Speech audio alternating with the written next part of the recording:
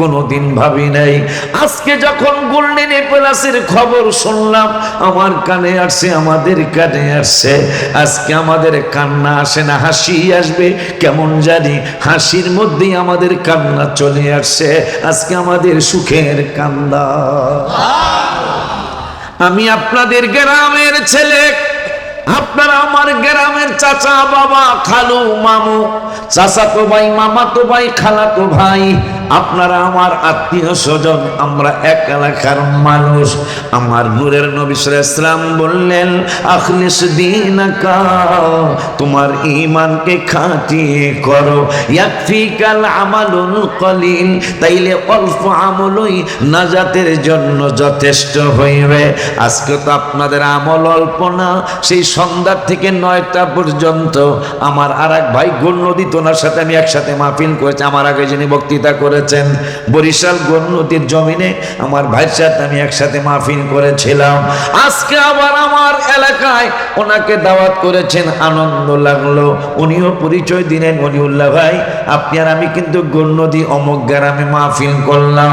এখন আপনারা কত আমল করলেন, কতটুকু করলেন, সেইটা কোরআন থেকে আমরা একটু শুনে নেই। আমার রব্বুল আলামিন 5 পারার 3 পৃষ্ঠায় রব্বুল আলামিন ওয়াজ করলেন। ওয়াজটা কি গো? রব্বুল আলামিন বললেন, ইন্নাল্লাহা লা ইয়াযলিমু মিসকালা যাররা। রব্বুল আলামিন কোরআনুল কারীমের 5 পারার 3 পৃষ্ঠার লাস্টের আয়াতে রব্বুল আলামিন বললেন, নিশ্চয়ই আল্লাহ কারো উপর জুলুম করবেন না। আল্লাহ এই কথা কেন বললেন? রব্বুল আলামিন বললেন, মিসকালা যাররা, কেউ যদি লাল পিঁপড়াটার সমান একটু আমল করে। কোন পিঁপড়ার সমান? লাল পিঁপড়া চিনছেন না? দেখেন ওলা বড় বড় পিঁপড়া কামড় দিলেও কিন্তু ফলে না, লালরা কামড় দিলে কিন্তু ফলে, কথা হয় না। তাইলে তেজ মনে হয় বড়টার চেয়ে বেশি, ঠিক না? হায় হায় রে, আমার আল্লাহ উদাহরণ দিলেন লাল পিঁপড়াটা দিয়ে। আপনারা তো আজকের আমল তো লাল পিঁপড়ার সমান করেন নাই, মাশাআল্লাহ। সে মাগরিবের পর থেকে আমল চলছে, মারহাবা পায় না। এশা চলে গেল, আপনাদের আমল বন্ধ হয় নাই। এশার পরে 1-1.5 ঘন্টা চলে গেল, আমল বন্ধ হয় নাই। তাইলে তো আজকের আমল লাল পিঁপড়াটার সমান হয় নাই। অনেক বড় আল্লাহ আমল করার তৌফিক দিয়েছেন, মারহাবা পায় না। আমার বাজানেরা, আমার আল্লাহ কয় মিসকালা যাররা, যদি তুমি অল্প একটু লাল পিঁপড়াটার সমানও যদি তোমার আমল হয়, তাইলে ওইটার বিনিময় যা আমি তা দেব।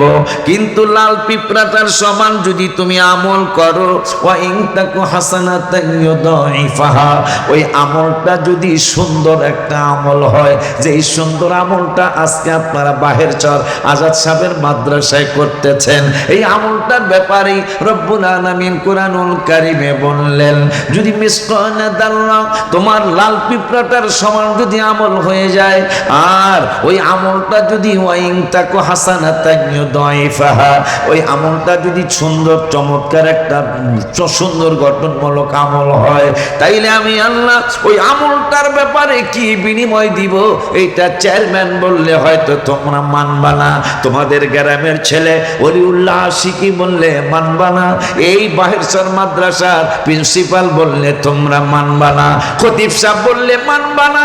এই জন্য আমি আল্লাহ নিজেই বলে দেই, কি বলবেন গো রব্বুল আলামিন? আল্লাহ বলতেছেন, ওয়া ইন তাকুন হাসানাতান ইউদাইফাহা ওয়া ইউতি মিন লাদুনহু আজরান আযীমা।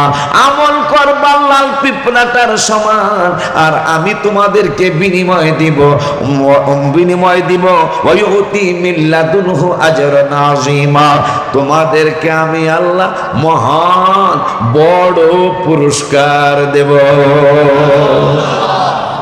চেয়ারম্যানে যদি কাবলে আশিকি হুজুর আপনার একটা স্পেশাল পুরস্কার দিব, আমার মনে হয় আমার 3 দিন ঘুমাইব না।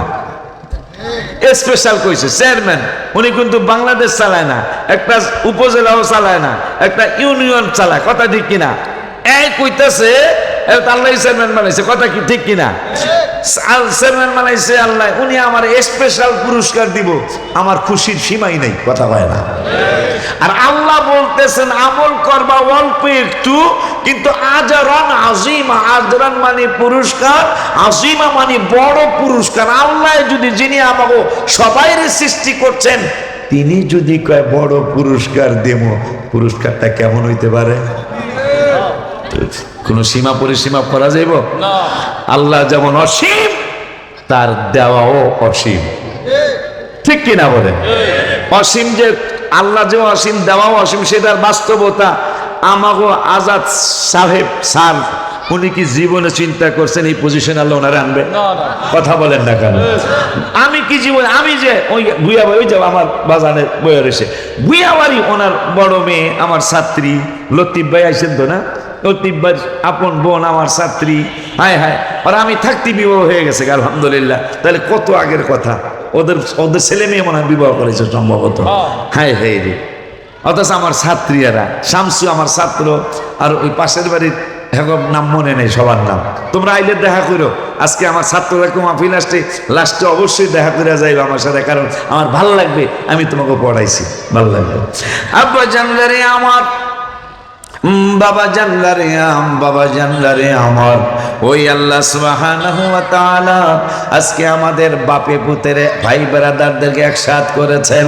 আল্লাহ রাব্বুল আলামিন কোরআনুল কারীমে এই ঈমানের দাওয়াত দিতে গিয়ে রব্বুল আলামিন কোরআনুল কারীমে এক পারার 4 পৃষ্ঠায়, আমি তো আপনাদের এলাকার ছেলে, একটু কোরআন শরীফ কইতে দিতেইব আমারে, রাজি আছেন আপনারা? একটু কোরআন শরীফ কইয়া পরে হাদিস শরীফ কমো। আর গজল আমাদের দেশে তো চল নাই, কিন্তু আমি তো গজলের পোক এই বাংলাদেশের জমিনে। আপনারা জেনে দেখবেন আলেমদের কাছে, এই বর্তমান জামানায়, বর্তমান এই যুগে যতগুলি যেই লাইনের বক্তা হোক, জিগায়েন তো আমার সে কি গজল বেশি লেখছে নি বাংলাদেশে বর্তমানে? যেখানে গজলের প্রতিযোগিতা যদি হয় যে কে বেশি লেখছে, এই এখন এই 20 বছর 25 বছরের মধ্যে ইনশাল্লাহ আমি ফার্স্ট প্রাইজ পাবো সারা বাংলাদেশে, এটা সবাই জানে, সবাই জানে। কিন্তু আজকে আমার দেশ, আমার অনেকগুলি আলেম ভাইরা আছে, কিছু কোরআন হাদিস বলতে আমাকে দিতে হবে, পরে আমি 1 ঘন্টা পরে গজল টজল শোনা মনে। রাজি আছেন না ইনশাল্লাহ? আমি ওনাকে বাড়িতে থাকতেও গজলের পাগল ছিলাম, আজান দিতাম রেডিওর সুরে। আর এখন তো দেখলাম মসজিদ খুব সুন্দর হয়েছে। আমি থাকতে দোসালা টিনের ঘর ছিল, আমাকে ভুইয়া বাড়ি দোসালা টিনের ঘর, চৌসালাও না, ওই দোসালার মধ্যেই আমার আজানের বয়স হয়নি। ওনার ভাই তো একজন আলেম, ওনার ভাইকে তো অলিউল্লাহরে দিয়ে আজান দেওয়া যাবে না, ও তো আজানের বয়স হয় নাই, নামাজ তো প্রশ্নই আসে না, কারণ পেশাব নিয়ে ঢিলাকুলু তো ভালো করে জানি না, কারণ আমি তো 11 বছর বয়স ওনার বাড়িতে লজিনে আসছি আলহামদুলিল্লাহ। আব্বা জানলারে আমার খুব খেয়াল, 1 পারার 4 পৃষ্ঠা 2 নম্বরের আয়াত আমার রব্বুল আলামিন ওয়াজ করলেন, ওয়াবাশশিরিল লাযিনা আমানু, যেই ঈমানের কথা একটু আগে হাদিস থেকে শুনলাম, নবীজি বলেছেন আখলিস দীনাকা, তোমার ঈমানকে খাঁটি করো। কেন খাঁটি করব?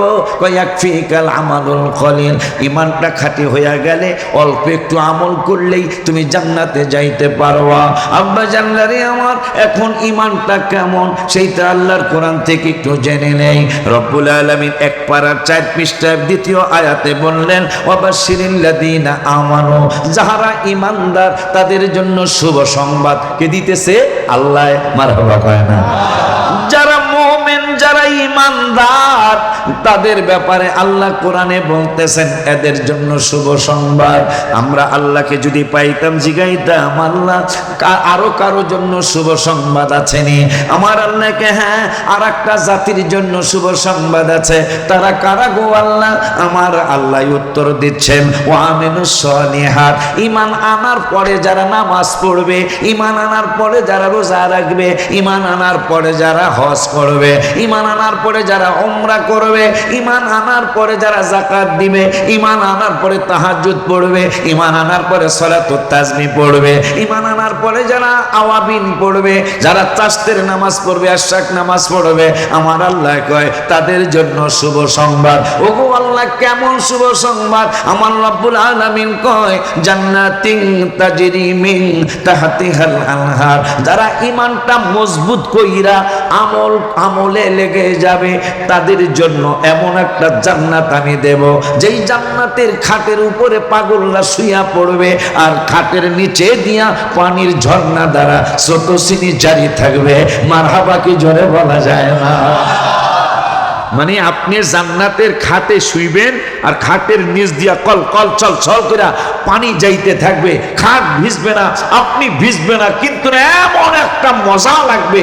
আপনি দেখবেন যারা ট্যুরে যায়, ঘুরতে যায়, ঘুরতে গেলে যেই হোটেলটা পানির কিনারে, ওই হোটেলটা চয়েস করে বেশি, কথা কয় না? আমরা জান্নারে আমার আরো দু একটা কই, ওই আল্লাহ সুবহানাহু ওয়া তাআলা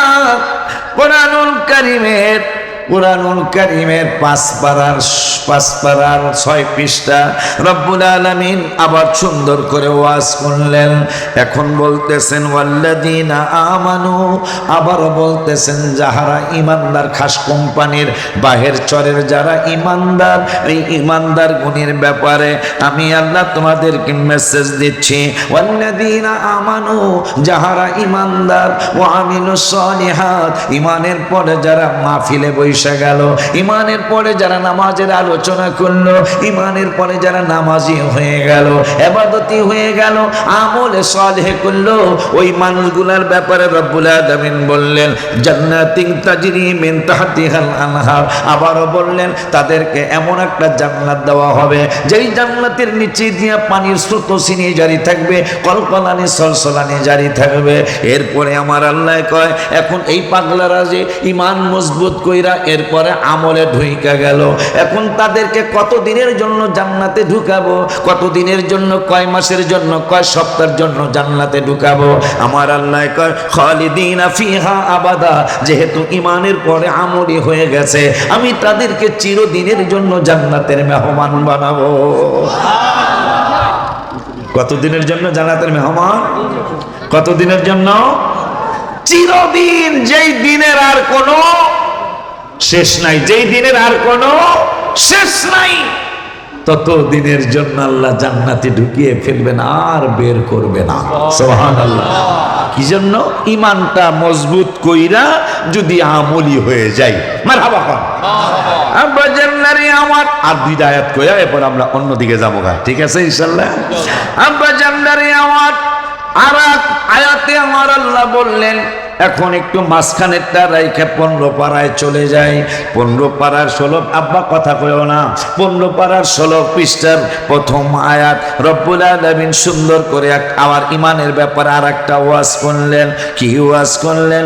ইন্নাল্লাযীনা আমানু, নিশ্চয় যাহারা ইমানদার, ইমানদার হওয়ার পরে ওয়া আমিলুস সালিহাত, ইমানের পরে যারা আমলে সালেহ করবে, মানে নামাজ রোজা ইবাদত বন্দেগী হজ যাকাত সব করবে, কিন্তু ইমানের আগে নয়, ইমানদার হওয়ার পরে তারা নামাজ রোজা করবে।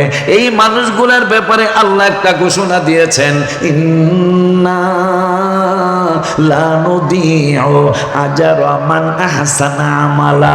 আমার আল্লাহ কয়, ঈমান মজবুত করার পরে যারা আমলি হয়ে যাবে, এই মানুষগুলোর আমলের ব্যাপারে আমি আল্লাহ ওয়াদা দিলাম, এদের আমল আমি আল্লাহ বিনষ্ট হতে দেব না।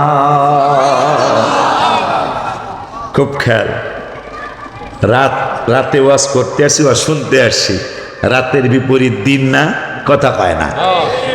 রাতের বিপরীত আসমানের বিপরীত জমিন, সূর্যের বিপরীত চন্দ্র, হায় হায়, ভালোর বিপরীত মন্দ।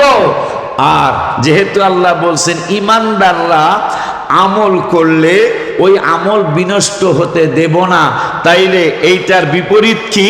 যদি বেঈমান, মানে ইমানে গন্ডগোল, আমি গজলে লিখছি গত বছরের আগের বছর, ইমানে গন্ডগোল নামাজ রোজা সব বিফল, ইমানে গন্ডগোল নামাজ রোজা সব বিফল, ইমান নামক দৌলত করো আল্লাহ দান, দয়া করে মোরে দিদার করো দান, আল্লাহ দয়া করে মোরে দিদার কর, দিদারের নবী দিদারের লাগিয়া নবী নবী করিয়া, নবী নবী দিদারের লাগিয়া নবী নবী করিয়া দুরুদ সালাম পড়িয়া বলি মেহেরবান দয়া করে মোরে দিদার করো দান আমিন কর।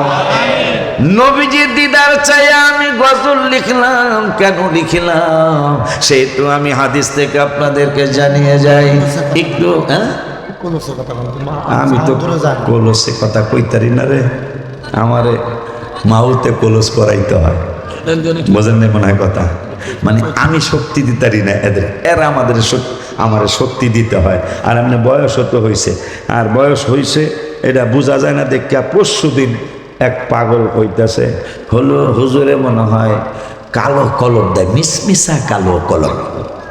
এই যে পরশু দিন নবীনগর ব্রাহ্মণবাড়িয়া জেলায় নবীনগর থানায় হুজুরে কুসকুসিয়া এই কালা কলম দেয়। হ্যাঁ আল্লাহর শুকুর, আল্লাহর দয়া। আমার অনেক ছোট, তোমার যে বাইকনা আমারও বাইকনা, কল্পনার গোলা ও তো আমার বাইকনা। হ্যাঁ এই যে আমার সে বুড়ো হয়ে গেছে, দাড়িতে মেন দিয়েছি আমার বাইকনা। এই আমাকে মনের মেদার আপন বাইকনা, আমার ফুফাতো বাইকনা। এই যে দাড়ি সব পাকা। এই যে আলাউদ্দিন হুজুর কই যেখানে আমার তো কয় বছরের ছোট হইব, কমপক্ষে 5 থেকে 8 বছরের ছোট। হুজুরের আর আমি দাঁড়াইলে কি করবো, হ্যাঁ বড় করব না? হ্যাঁ আমার 5 থেকে 8 বছরের ছোট। আমাকে নুর ইসলাম আমার ভাই, যে কৃষক দলের সভাপতি না সহ সভাপতি হয়েছে, আমার নুর ইসলাম আমার ছোট ভাই, কমপক্ষে 7 থেকে 8 বছরের ছোট। হ্যাঁ আর আমি একসাথে দাঁড়ালে কব নুর ইসলাম এই বড়, অথচ আমার 8 বছরের ছোট।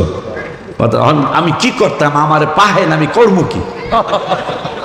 আমি কি জোর করে হাল হয়ে যায়? কিছু মেয়েরা আছে আমেরিকার মহিলা গো চুল জানি একটু কেমন না, হরিণের রঙের মতন না, বা ঘোড়ার চুলের মতন কিছু চুল আছে না মহিলাদের। আমাকে গুলশান ধানমন্ডি উত্তরা, আমি যে উত্তরা থাই, আমাকে জাহাঙ্গীর সাহেব আমাকে ডামুড্ডার ছেলে, এটা তো আমি জানতাম না। আমার বড় মাহফিলে গেছে, আজকে 18 আসনে দাঁড়াইছে, পাশ করলে তো একটা কাম হয়ে যাবো গা, কথা কয় না। আমার থানা এক থানা, কথা কয় না, এটা কাম হইব না। আমি পাশের বাড়িতে লজিং থাকছি, আমার এক থানায় বাড়ি, একটা কাজ আছে না, কথা কয়।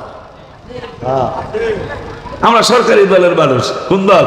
যখন যেই দল আসে ঘোরার দিন, মানে আমরা কোনো দলে পড়তে পারবো? প্রতিষ্ঠান আছে না, প্রতিষ্ঠান জাগো থাকে, হেরা দল করতে পারে না। তা আমি যখন যেই দল আইব সেই দলই করণ লাগবো, নাইলে প্রতিষ্ঠান চলবো না, কথা ঠিক কিনা? আব্বাজানরা আমার খুব ভালো লাগতেছে, কিন্তু আমার কাছে আপনাকে যেমন লাগে লাগুক, আমার ভালো লাগে তো মারা বাবা। যেমন আমি একটা গজলে কইছি, ভালো তুমি ভালো না বাসিলে, আর কি যেন গজলটা, হ্যাঁ বাজানরা আমার কম ইনশাল্লাহ, সব খুললা কম ইনশাল্লাহ। আব্বাজানরা রে আমার, কেন আমি লিখলাম